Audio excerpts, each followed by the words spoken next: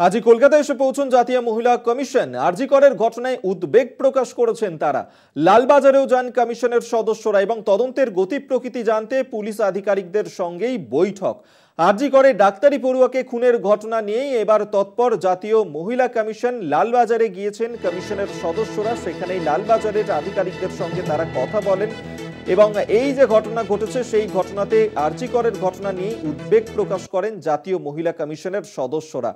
আরজি করের ঘটনার পরেই জাতীয় মহিলা কমিশনে তারা এসে পৌঁছন এবং লালবাজারে তারা পৌঁছে যান। লালবাজারে গিয়ে এই যে ঘটনা সেই ঘটনার তদন্তের গতি প্রকৃতি সম্পর্কেই তারা জানতে চান পুলিশ আধিকারিকদের কাছে। সেই সংক্রান্ত একটি বৈঠকও করা হয়। জাতীয় মহিলা কমিশনের সদস্যরা তারা এসে পৌঁছেছেন শহরে। আরজি করের এই ঘটনাতেই তারা উদ্বেগ প্রকাশ করেছেন। লালবাজারে গিয়েছিলেন তারা এবং সেখানেই পুলিশ আধিকারিকদের সঙ্গেও তারা কথা বলেন এবং এই যে ঘটনার ইতিমধ্যে একজনকে গ্রেফতার করা হয়েছে, কিন্তু তদন্তের গতি প্রকৃতি ঠিক কোন জায়গায় রয়েছে এই মুহূর্তে সেই সংক্রান্ত বিষয়ে তারা কথা বলেন। পুলিশ আধিকারিকদের সঙ্গেও হয় বৈঠক।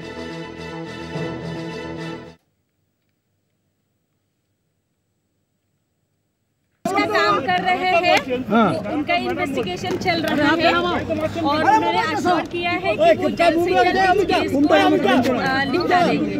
ठीक है, चार्जशीट कर देंगे विदिन। कोई डिमांड था, कुछ बोला, कुछ प्रॉपर्टी? हाँ, चार्जशीट जल्दी से जल्दी करा देंगे।